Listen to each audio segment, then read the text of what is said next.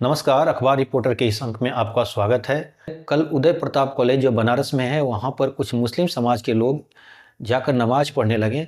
बाद में वहाँ की जो अथॉरिटी थी, कॉलेज की अथॉरिटी, उन्होंने ऑब्जेक्शन किया, पुलिस बुलाई और पुलिस आकर उसमें इंटरफेयर की और जिससे वो लोग वापस चले गए। कुछ हंगामा नहीं हुआ, सब लोग शांतिपूर्ण से वापस चले गए। अब सवाल होता है कि ये लोग क्यों आए थे? ये इसलिए आए थे क्योंकि 2018 में एक नोटिस दिया गया था वक्फ बोर्ड की तरफ से कि ये कॉलेज हमारा है, यानी वक्फ बोर्ड का है। ये वक्फ बोर्ड की प्रॉपर्टी है। बाद में कॉलेज की जो अथॉरिटी थी, उन्होंने नोटिस का जवाब दिया और ये नोटिस 2018 की जो नोटिस थी, वो भी इंटरनेट पे वायरल होने लगा, अलग अलग सोशल मीडिया पर, जिसको देखकर वहाँ पे एक मज़ार है, उस मज़ार पर बहुत सारे लोग मुस्लिम समाज के आकर वहाँ पर नमाज़ पढ़ने लगे। यानी वक्फ बोर्ड के से जुड़ा हुआ मामला था। ये लोग उस वीडियो को देखकर, उस सोशल मीडिया में उस नोटिस को जो वायरल हो रहा था, उसको देखकर ये लोग आए थे या कुछ और, ये बातें तो साफ नहीं हो पाई। लेकिन एक बात फिर चर्चा में आ गया कि वक्फ बोर्ड किसी की संपत्ति पर वाकई कब्जा करता है क्या? वैसे तो बहुत सारी विवादित ज़मीनें हैं जो वक्फ बोर्ड के साथ जो मुकदमे फंसे हुए हैं। वक्फ बोर्ड कहता है कि हमारा है और इस पर दावा करता है। देखिए, ऐसा है कि 1954 में कानून बना था, वक्फ बोर्ड का कानून, जो बाद में नरसिम्हा राव की सरकार 1995 में इसे संशोधन की थी और उसमें एक राइट दे दी थी कि वक्फ किसी की ज़मीनों पर दावा कर सकता है और दावा करने के बाद वक्फ पे ये जिम्मेदारी नहीं होगी कि वो ज़मीन के लिए कागजात लेकर आए। जिस पर जो ज़मीन का जो मालिक है, उसको अब जिम्मेदारी हो जाती है कि वो साबित करे कि ज़मीन हमारा है, ये वक्फ का नहीं है। तो इस तरह कानून को थोड़ा टफ बना दिया गया और 2013 में और कानून को टफ बना दिया गया। मतलब एक तरह से देखा जाए तुष्टिकरण वाली कानून थी और ये मुस्लिमों को खुश करने के लिए ही कानून बनाया गया था और इसकी वजह से बहुत सारी ज़मीनें विवादों में फंसे हुए हैं। वक्फ के पास ज़मीन कहाँ से आती है, ये बात मैं बता दूं कि वक्फ के पास ज़मीन, वक्फ का मतलब होता है दान। जैसे कोई किसी के कोई बाल बच्चे नहीं है, वो अकेला है, तो अपने मरने के बाद अपना वो ज़मीनों को दान कर देता है, लिख के दे देता है कि मेरी मृत्यु के बाद ज़मीन ये वक्फ का हो जाएगा। इस तरह बहुत सारे लोग होते हैं जो जिनके पास संपत्ति बहुत सारा है, वो संपत्ति को दान कर देते हैं। या कुछ लोग पाकिस्तान चले गए तो अपना ज़मीनों को भी वक्फ को दान के दे के चले गए। इस तरह का ज़मीन है और इसलिए उसके पास 8 लाख एकड़, जो 2009 में 4 लाख था, अब ये डबल हो गया है, 8 लाख एकड़ हो गया है। अब ये लोग कहते हैं कि भाई ज़मीन तो कोई रबड़ है नहीं कि बढ़ रही है, इतनी ज़्यादा ज़मीनें कहाँ से आ गई और मुस्लिम समाज कितना दान दिया, उसका कुछ रिकॉर्ड भी नहीं है। कोई वक्फ के पास कोई रिकॉर्ड नहीं है कि ये ज़मीन कहाँ से आई है। और एक बार कोई वक्फ को दान कर देता तो वापस नहीं ले सकता, क्योंकि वो दान की हुई संपत्ति को अल्लाह की संपत्ति मान लिया जाता है और अल्लाह का हो जाता है।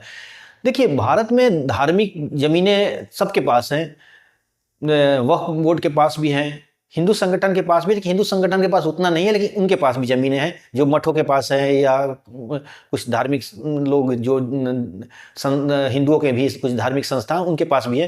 लेकिन वक्फ के पास बहुत ज़्यादा ज़मीन है। न्यूज़ में अक्सर आपने सुना होगा कि वक्फ के पास ज़मीन जो है वो सेना और रेलवे के बाद सबसे ज़्यादा है, लेकिन ये सच्चाई नहीं है।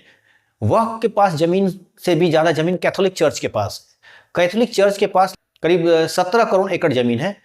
इसके पास मतलब कहने का मतलब यह है कि कैथोलिक चर्च भारत सरकार के बाद दूसरा नंबर पर आता है जिसके पास सबसे ज़्यादा संपत्ति है, यानी ज़मीनें हैं। अब सवाल ये होता है कि एक तरफ वो लोग हैं जिनके पास एक कमरे का घर भी नहीं है, वो सड़कों पर रह रहे हैं, और एक तरफ वो लोग हैं जिनके पास वो संस्था है जिसके पास हजारों हजार एकड़, लाखों लाख एकड़ ज़मीनें हैं। उस ज़मीनों को भारत सरकार क्यों न ले? जब भूमि सुधार लागू कानून बना था तो क्या कुछ सवर्णों के लिए ही लागू हुआ था? क्या कुछ हिंदुओं के लिए लागू हुआ था? भूमि सुधार कानून जब लागू किया गया था तो उनमें बहुत सारे जो हिंदू, उसमें खासतौर पर सवर्ण थे, उनकी जमीनों को सरकार ने टेक ओवर किया और उनको जमीनों को छीन लिया।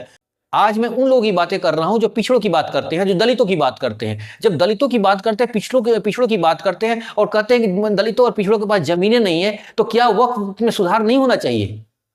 क्या वक्फ बोर्ड की जमीनें उनको नहीं मिलना चाहिए? क्या कैथोलिक चर्च की जमीनें उनको नहीं मिलना चाहिए? ये भी सवाल है। जब वो लोग जब पिछड़ों और दलितों की बात करते हैं तो जानबूझ के समाज को लड़ाने के लिए, सिर्फ सवर्णों से टकराने के लिए सवर्णों की बात करते हैं कि सवर्णों के पास सबसे ज्यादा जमीनें हैं, जबकि सवर्णों के पास अब जमीन है ही नहीं। सवर्णों के पास अब उनके घर परिवार चलाने के तक जमीनें नहीं है और वक्फ के पास लाखों लाख एकड़ जमीनें हैं, कैथोलिक चर्च के पास लाखों लाख एकड़ जमीन है। सरकार इनको क्यों नहीं टेक ओवर करती है, क्यों नहीं उनको अधिग्रहण करती है?